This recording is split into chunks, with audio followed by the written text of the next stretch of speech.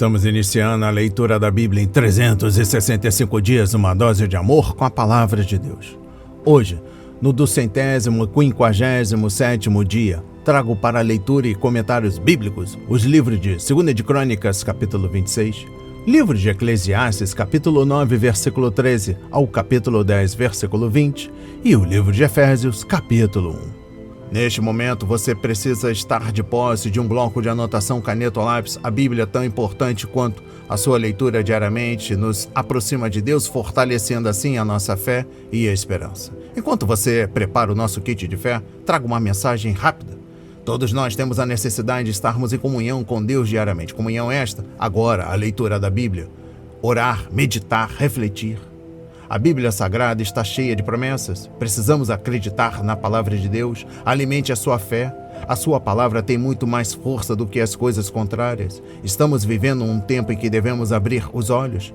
Satanás não está aqui para roubar o seu carro, sua casa, sua roupa, seu apartamento, celular, relógio. Ele vem para roubar agora esta semente, este estudo bíblico, a sua fé e os propósitos que Deus tem para você. Precisamos usar todos os recursos que Deus tem nos dado, incentivar a leitura da Bíblia, estudar. A Bíblia Sagrada nos faz gerar a fé, nos faz ter o alimento, a cura e a restauração. A compreensão da palavra vem através da revelação pelo Espírito Santo. Senhor, revele a compreensão de sua palavra. Jesus Cristo, me dê compreensão de sua palavra hoje e sempre. Em nome de Jesus, amém, e graças a Deus. Se desconecte de tudo e permita que a palavra do Senhor adentre em vossos corações. Vamos para a leitura no livro 2 de Crônicas, capítulo 26. O reinado de Uzias de Judá. Todo o povo de Judá tomou Uzias, que tinha 16 anos de idade, e o constituiu rei em lugar de Amazias, seu pai. Depois da morte de seu pai, Uzias reconstruiu Elate e a restituiu a Judá. Uzias tinha 16 anos de idade quando começou a reinar e reinou 52 anos em Jerusalém. A mãe dele se chamava Jecolias e era de Jerusalém. Ele fez o que era reto aos olhos do Senhor, segundo tudo o que Amazias, seu pai, havia feito. Propôs-se buscar a Deus nos dias de Zacarias, que era sábio nas visões de Deus. Enquanto Uzias buscou o Senhor, Deus o fez prosperar. Ele foi e guerreou contra os filisteus. Destruiu as muralhas de Gate, de Jabné e de Asdod.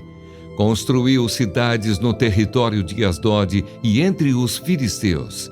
Deus o ajudou contra os filisteus, contra os árabes que moravam em Gurbaal e contra os meunitas. Os amonitas pagavam tributo a Uzias, que chegou a ser tão poderoso que a sua fama se espalhou até a entrada do Egito. Uzias construiu torres em Jerusalém junto ao portão da esquina, junto ao portão do vale e junto ao portão do ângulo, e as fortificou. Também construiu torres no deserto e cavou muitas cisternas, porque tinha muito gado, tanto na Cefelá como nas campinas. Tinha lavradores e vinhateiros nos montes e nos campos férteis, porque era amigo da agricultura. Uzias tinha um exército de homens preparados para a guerra, que saíam para a batalha em tropas, segundo a lista feita pelo escrivão Jeiel e pelo oficial Maazéias, sob a direção de Ananias, um dos oficiais do rei. O número total dos chefes das famílias, homens valentes, era de 2.600. Debaixo das suas ordens, havia um exército guerreiro de 307.500 homens, que fazia a guerra com grande poder para ajudar o rei contra os seus inimigos. Uzias preparou para todo o exército escudos, lanças, capacetes, couraças e arcos, e até fundas para atirar pedras. Em Jerusalém, ele fabricou máquinas inventadas por homens peritos, que foram colocadas nas torres e nos cantos das muralhas para atirarem flechas e grandes pedras. A fama de Uzias se espalhou até muito longe, porque ele foi maravilhosamente ajudado até se tornar muito poderoso. Uzias é atacado de lepra. Mas depois que Uzias se tornou poderoso, o coração dele se exaltou para a sua própria ruína. Ele cometeu uma transgressão contra o Senhor seu Deus, pois entrou no templo do Senhor para queimar incenso no altar do incenso. Porém o sacerdote Azarias entrou atrás dele, acompanhado de 80 sacerdotes do Senhor, homens da maior firmeza. Eles enfrentaram o rei Uzias e lhe disseram: Não compete a você, Uzias, queimar incenso diante do Senhor, mas aos sacerdotes, filhos de Arão, que são consagrados para esse serviço. Saia do santuário, porque você cometeu uma transgressão, e isso não lhe trará honra da parte do Senhor Deus. Então Uzias se indignou. Ele tinha um incensário na mão para queimar incenso. No momento em que ele se indignou contra os sacerdotes, a lepra lhe saiu na testa, ali mesmo, na presença dos sacerdotes, na casa do Senhor, junto ao altar do incenso. Quando o sumo sacerdote Azarias e todos os sacerdotes se voltaram para ele, eis que ele estava leproso na testa. Então apressadamente o tiraram dali, e até ele mesmo se apressou em sair, visto que o Senhor o havia ferido. Assim o rei Uzias ficou leproso até o dia da sua morte. E por ser leproso, morou numa casa separada, porque foi excluído da casa do Senhor. E Jotão, seu filho, tinha a seu encargo o palácio real, governando o povo da terra. Quanto aos demais atos de Uzias, tanto os primeiros como os últimos, o profeta Isaías, filho de Amós, os escreveu. Uzias morreu e foi sepultado no túmulo de seus pais, num cemitério que pertencia aos reis. Porque disseram: ele era leproso. E Jotão, seu filho, reinou em seu lugar. Amém. Compreendendo o livro 2 de Crônicas, capítulo 26, versículo 1.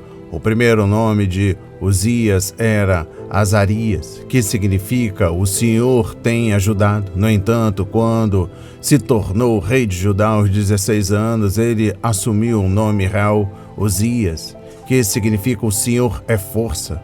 O povo declarou o rei quando seu pai Amazias foi levado para Samaria, depois de sua guerra insensata contra Joás, rei de Israel. Referência capítulo 25, versículos 23 e 24. Exposição bíblica dos versículos 16 a 21. Infelizmente, Uzias imitou seu pai e permitiu que suas realizações lhe subissem à cabeça. Amazias queria ser conhecido como um grande general, mas Uzias intentava ser tanto rei como sacerdote. Na dinâmica do Antigo Testamento, o Senhor separou os reis e os sacerdotes. O sacerdote poderia se tornar um profeta, como por exemplo Ezequiel, Zacarias e João Batista. Mas nenhum profeta ou rei poderia se tornar um sacerdote.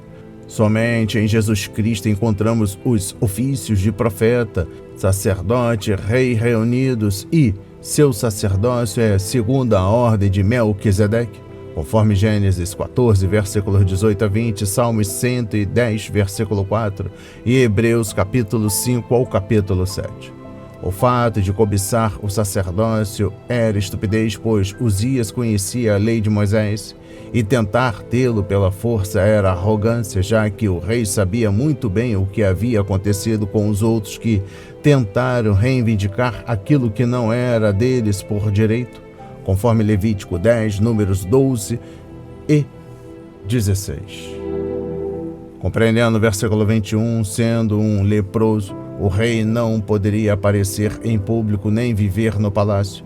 Ele foi colocado em quarentena em uma casa isolada enquanto seu filho Jotão governava a terra como corregente. Quando Uzias morreu, ele foi enterrado no cemitério real, mas, ao que parece, não nos túmulos dos reis. Uzias teve um começo maravilhoso, mas o acaso de seu reinado foi lamentável. Isso deve nos desafiar a estar atentos e orar para que o Senhor nos ajude a ter um bom fim. E eu encerro a compreensão do livro 2 de Crônicas, capítulo 26, trago o versículo 23. O caso de Uzias é um aviso a todos os que nutrem ambições pecaminosas de se envolver com aquilo que Deus não lhes designou, conforme Salmos 131. Como soldado, ele foi derrotado por seu orgulho. Como construtor, Uzias destruiu seu ministério e testemunho. E como um agricultor, ele só fez a colheita dolorosa do que havia plantado. Uau! Vamos para a leitura no livro de Eclesiastes, capítulo 9, versículo 13, ao capítulo 10, versículo 20. Exemplo que ilustra esta verdade. Também vi este exemplo de sabedoria debaixo do sol, que me pareceu excelente. Havia uma pequena cidade onde moravam poucos homens. Um rei poderoso atacou a cidade, sitiou-a e levantou contra ela grandes rampas de ataque. Nessa cidade se encontrava um homem pobre e sábio, que poderia ter livrado a cidade com a sua sabedoria. No entanto, ninguém se lembrou daquele pobre. Então eu concluí que a sabedoria é melhor do que a força, mesmo que a sabedoria do pobre seja desprezada e as suas palavras não sejam ouvidas. As palavras dos sábios, ouvidas em silêncio, valem mais do que os gritos de quem governa entre tolos. Melhor é a sabedoria do que as armas de guerra, mas um só pecador destrói muitas coisas boas. A excelência da sabedoria. Assim como a mosca morta faz o óleo do perfumador exalar mau cheiro, assim também uma pequena tolice pode ter mais peso do que a sabedoria e a honra. O coração do sábio se inclina para o bem, mas o coração do tolo se inclina para o mal. Quando o tolo vai pelo caminho, falta-lhe o entendimento, e assim mostra a todos que é mesmo um tolo. Se aquele que governa ficar indignado contra você, não deixe o seu lugar, porque o ânimo sereno acalma grandes ofensas. Ainda há um mal que vive debaixo do sol, um erro cometido pelos que governam. Os tolos colocados em muitos postos elevados, enquanto os ricos ocupam os postos inferiores. Vi servos andando a cavalo e príncipes andando a pé, como se fossem servos. Quem abre uma cova acaba caindo nela, e quem arromba um muro será mordido por uma cobra. Quem arranca pedras será ferido por elas, e o que racha lenha se expõe ao perigo. Se o machado está embotado e ninguém o afia, é preciso redobrar a força, mas com sabedoria se obtém êxito. Se a cobra morder antes de estar encantada, de nada adianta o trabalho do encantador. As palavras do sábio lhe trazem favor, mas o tolo é destruído pelo que diz. As primeiras palavras de sua boca são tolice, e as últimas, loucura perversa. O tolo multiplica as palavras, mas o ser humano não sabe o que vai acontecer. Quem poderá lhe dizer o que será depois dele? O trabalho do tolo o fatiga, pois nem sabe ir à cidade. Ai de você, ó terra, cujo rei é criança e cujos príncipes se banqueteiam já de manhã. Feliz é você, ó terra, cujo rei é filho de nobres e cujos príncipes se sentam à mesa a seu tempo, para refazer as forças e não para se embriagar. Por causa da preguiça, o teto desaba, e por causa dos braços cruzados, a casa tem goteiras. As festas são feitas para rir, o vinho alegra a vida, e o dinheiro dá conta de tudo. Nem em pensamento fale mal do rei, e não fale mal do rico, nem mesmo quando você estiver sozinho em seu quarto, porque as aves do céu poderiam levar a sua voz, e o que tem asas poderia contar o que você falou. Amém. Compreendendo o livro de Eclesiastes, capítulo 9, versículo 13, ao capítulo 10, versículo 20, trago a exposição bíblica do capítulo 9, versículos 13 a 18. Nesta historieta, a pequena cidade foi sitiada e o sábio poderia tê-la salvo, mas ninguém prestou atenção nele. O versículo 17 sugere que um governante falador obteve o apoio de todos e os liderou para a derrota. O sábio falou calmamente e foi ignorado. Ele teve a oportunidade de grandeza, mas foi frustrado por um homem ignorante. Capítulo 10. Compreendendo o versículo 1, antes de concluir sua mensagem, Salomão lembra novamente sua congregação da importância da sabedoria e do risco da tolice. A palavra tolo e seus sinônimos são usadas muitas vezes neste capítulo. O versículo 1 estabelece o princípio básico que a loucura cria problemas para os que agem tolamente. Salomão já havia comparado um bom nome a um perfume caro, conforme capítulo 7, versículo 1. Então usou a imagem novamente. O que moscas mortas podem produzir ao perfume? A tolice pode fazer com a boa reputação de uma pessoa sábia. Compreendendo o versículo 4, um chefe pode ser estupidamente irado ou extremamente justo, assim como um empregado, ao segurar a própria língua, evita ser demitido, superando situações difíceis com um espírito manso. Exposição bíblica dos versículos 5 a 7. Um governante que é muito flexível também é tolo.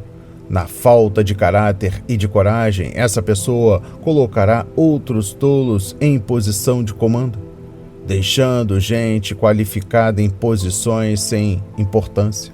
Os servos estarão a cavalo enquanto os nobres terão de andar, conforme Provérbios 19, versículo 10, capítulo 30, versículos 21 a 22. Líderes que nomeiam pessoas incompetentes certamente governarão a nação de forma tola.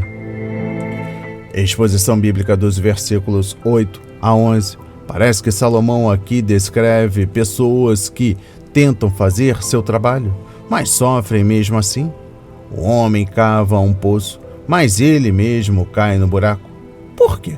Talvez porque lhe faltasse sabedoria e não houvesse tomado as devidas precauções. Frequentemente as Escrituras usam isso como ilustração de uma justa retribuição, mas não parece ser o caso aqui. Conforme Salmos 7, versículos 15, capítulo 9, versículos 15 e 16, capítulo 10, versículo 2, capítulo 35, versículo 8, capítulo 57, versículo 6 e Provérbios 26, versículo 27, capítulo 28, versículo 10. Compreendendo o versículo 12, a pessoa sábia falará palavras de graça que sejam adequadas aos ouvintes e às circunstâncias. Conforme Provérbios 10, versículo 32, capítulo 25, versículo 11. Seja em uma conversa pessoal, seja no seu ministério público, Nosso Senhor sempre soube as coisas certas a dizer no momento certo. Conforme Isaías 50, versículo 4. Devemos tentar imitá-lo, mas os tolos deixam escapar o que está em sua mente e não param para pensar que, com isso, podem ferir alguém. No final, são eles mesmos os maiores prejudicados por suas palavras. Compreendendo o versículo 13, uma vez que a ideia de tolos são baseadas em mera tolice, o que eles dizem não faz sentido, e quanto mais falam, mais loucos se tornam. Suas conclusões são loucura perversa. Seria melhor que se mantivessem quietos, pois quanto mais falam, mais claro fica para todos como são tolos, conforme capítulo 5, versículo 3. Paulo chama pessoas assim de insubordinados, que não passam de faladores e enganadores, conforme Tito 1, versículo 10. Exposição bíblica dos versículos 14 a 15. A tolice é prepotente. Pessoas tolas falam sobre o futuro como se soubessem tudo sobre ele, ou se pudessem controlar o que vai acontecer. Não se gabe do dia de amanhã, pois você não sabe o que este ou aquele dia poderá trazer. Conforme Provérbios 27, versículo 1. Várias vezes antes Salomão enfatizou a ignorância da humanidade em relação ao futuro. conforme Eclesiastes 3, versículo 21, capítulo 6, versículo 12, capítulo 8, versículo 7, capítulo 9, versículo 12. Uma verdade que as pessoas sábias recebem, mas os tolos rejeitam, conforme Tiago 4, versículos 13 a 17. Compreendendo o versículo 14, embora o tolo fale sem parar, ele não percebe que não está dizendo nada. Quando são muitas as palavras, o pecado está presente. Mas quem controla a língua é sensato, conforme Provérbios 10, versículo 19. A pessoa que consegue controlar o que diz é capaz de disciplinar o corpo inteiro, conforme Tiago 3, versículos 1 a 2. Jesus disse: seja seu sim, sim, e o seu não, não. O que passar disso vem do maligno, conforme Mateus 5, versículo 37. Exposição bíblica dos versículos 16 a 17. Um rei imaturo vai reunir aqueles que aceitarão sua imaturidade, mas os líderes nobres se cercarão de oficiais também nobres que colocarão o bem do país em primeiro lugar. Os verdadeiros líderes usam sua autoridade para construir a nação, enquanto meros detentores de cargos usam suas posições apenas para obter privilégios. E usam fundos públicos para os próprios interesses, fazendo do poder uma plataforma pessoal. Compreendendo o versículo 19, este versículo declara a filosofia pessoal dos líderes tolos: comer tudo o que puderem, aproveitar tudo o que conseguirem e amealhar tudo que estiver ao seu alcance. Eles são totalmente diferentes às responsabilidades de sua função ou às necessidades do povo. Nos últimos anos, vários países em desenvolvimento têm visto como é fácil para governantes inescrupulosos desviar recursos públicos para construir verdadeiros impérios particulares. Infelizmente, isso também tem acontecido em tempos recentes em algumas organizações religiosas. E eu encerro a compreensão do livro de Eclesiastes, capítulo 10, trago o versículo 20. Um passarinho me contou, provavelmente o conhecido ditado se originou deste versículo. Você pode imaginar um grupo desses ricos em um banquete que, em vez de brindar ao rei, zombaram dele. Naturalmente, não fariam isso se algum dos amigos do rei estivesse presente e estavam certos de que todos naquele grupo fielmente manteriam o segredo. Infelizmente, alguém conta ao rei o que foi dito, dando-lhe razão de puni-los e de destituí-los de sua função. Vamos para a leitura no livro de Efésios, capítulo 1. Prefácio e saudação. Paulo, apóstolo de Cristo Jesus pela vontade de Deus, aos santos que vivem em Éfeso e são fiéis em Cristo Jesus. Que a graça e a paz de Deus, nosso Pai, e do Senhor Jesus Cristo estejam com vocês. As bênçãos espirituais em Cristo. Bendito seja o Deus e Pai de nosso Senhor Jesus Cristo, que nos abençoou com todas as bênçãos espirituais nas regiões celestiais em Cristo. Antes da fundação do mundo, Deus nos escolheu nele para sermos santos e irrepreensíveis diante dele. Em amor nos predestinou para ele, para sermos adotados como seus filhos, por meio de Jesus Cristo, segundo o propósito de sua vontade, para louvor da glória de sua graça, que ele nos concedeu gratuitamente no amado. Nele temos a redenção pelo seu sangue, a remissão dos pecados segundo a riqueza da sua graça, que Deus derramou abundantemente sobre nós em toda a sabedoria e entendimento. Ele nos revelou o mistério da sua vontade, segundo o seu propósito, que ele apresentou em Cristo, de fazer convergir nele, na dispensação da plenitude dos tempos, todas as coisas, tanto as do céu como as da terra. Em Cristo fomos também feitos herança, predestinados segundo o propósito daquele que faz todas as coisas conforme o conselho da sua vontade, a fim de sermos para louvor da sua glória, nós, os que de antemão esperamos em Cristo. Nele também vocês, depois que ouviram a palavra da verdade, o evangelho da salvação, tendo nele também crido, receberam o selo do Espírito Santo da promessa. O Espírito é o penhor da nossa herança, até o resgate da sua propriedade em louvor da sua glória. A oração de Paulo. Por isso também eu, tendo ouvido a respeito da fé que vocês têm no Senhor Jesus e do amor para com todos os santos, não cesso de dar graças por vocês, mencionando-os nas minhas orações. Peço ao Deus de nosso Senhor Jesus Cristo, o Pai da Glória, que conceda a vocês espírito de sabedoria e de revelação no pleno conhecimento dele.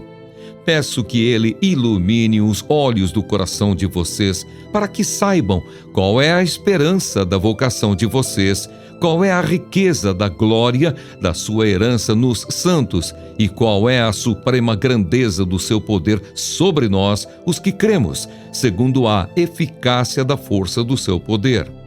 Ele exerceu esse poder em Cristo, ressuscitando-o dentre os mortos e fazendo-o sentar à sua direita nas regiões celestiais, acima de todo principado, potestade, poder, domínio e de todo nome que se possa mencionar, não só no presente século, mas também no vindouro.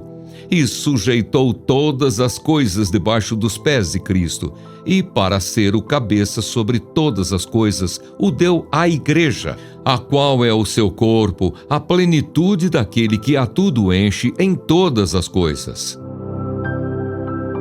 Amém.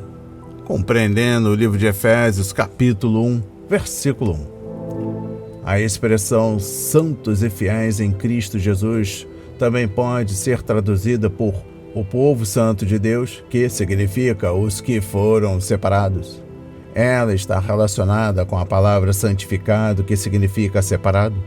Quando o pecador confia em Jesus como seu Salvador, ele é tirado do mundo e colocado em Cristo.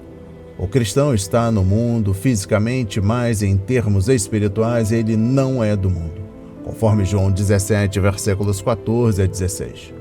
Compreendendo o versículo 3.b, o tema da riqueza era importante para os leitores de Paulo, porque a cidade de Éfeso era considerada o Banco da Ásia. Um dos depósitos de riqueza na cidade era o grande templo de Ártemis. Esse templo magnífico era uma das 7 maravilhas do mundo antigo. Paulo, portanto, estava escrevendo para pessoas que apreciavam muita beleza e riqueza. Com base neste tema, o apóstolo descreve a grande riqueza espiritual de todo cristão em Cristo. A riqueza, todas as bênçãos espirituais, está nas regiões celestiais. O cristão realmente age em 2 esferas, a humana e a divina, a terra e a celestial, a visível e a invisível. Fisicamente, ele está na terra em um corpo humano, mas espiritualmente encontra-se assentado com Cristo na esfera celestial, e é essa dimensão que provê o poder e a direção para a caminhada terrena. Compreendendo o versículo 4, observe que Deus nos escolheu antes mesmo de criar o universo para que nossa salvação viesse inteiramente de sua graça e não com base em algo que nós mesmos fizemos. Ele nos escolheu em Cristo, não em nós mesmos. E Ele nos escolheu para um propósito, para sermos santos e irrepreensíveis. Compreendendo o versículo 5 na Bíblia, eles são sempre para algumas coisas. O versículo diz: em amor nos predestinou para sermos adotados como filhos. A adoração tem um duplo significado, tanto presente como futuro. Você não entra na família de Deus por adoção e sim por meio da regeneração, do novo nascimento, conforme João 3, versículos 1 a 18, 1 de Pedro, capítulo 1, versículos 22 a 25. A adoção é o ato de Deus pelo qual Ele dá aos seus que nasceram uma posição como adultos na família. É um privilégio que carrega uma grande responsabilidade. O aspecto futuro da adoção é encontrado em Romanos 8, versículos 22 a 23. O corpo glorificado que teremos quando Jesus voltar. Já temos nossa posição como adultos diante de Deus, mas o mundo não pode ver isso. Quando Cristo voltar, porém, esta adoção particular se tornará pública para todos verem. Exposição bíblica dos versículos 8 a 10. Esta carta tem muito a dizer sobre o plano de Deus para o seu povo. Um plano que não foi plenamente compreendido nem mesmo na época de Paulo. A descrição do plano como mistério não tem nada a ver com coisas estranhas. Significa que o plano é um segredo sagrado uma vez escondido, mas agora revelado ao povo de Deus. Podemos compartilhar o segredo de que Deus, um dia, unirá tudo em Cristo. Aleluia! Exposição bíblica dos versículos 11 a 12. Em Cristo temos uma herança maravilhosa, conforme 1 de Pedro capítulo 1, versículos 1 a 4. E em Cristo somos uma herança, somos valiosos para Ele. Pense no preço de que Deus pagou para comprar-nos e tornar-nos parte de sua herança. Deus, o Filho, é o presente de amor do Pai para nós, e nós somos o presente de amor do Pai para o seu Filho, conforme João 17, versículo 6, versículo 9, versículo 11, versículo 24. Exposição bíblica dos versículos 15 a 18. Paulo queria que os cristãos de Éfeso entendessem qual era a grande riqueza que eles tinham em Cristo.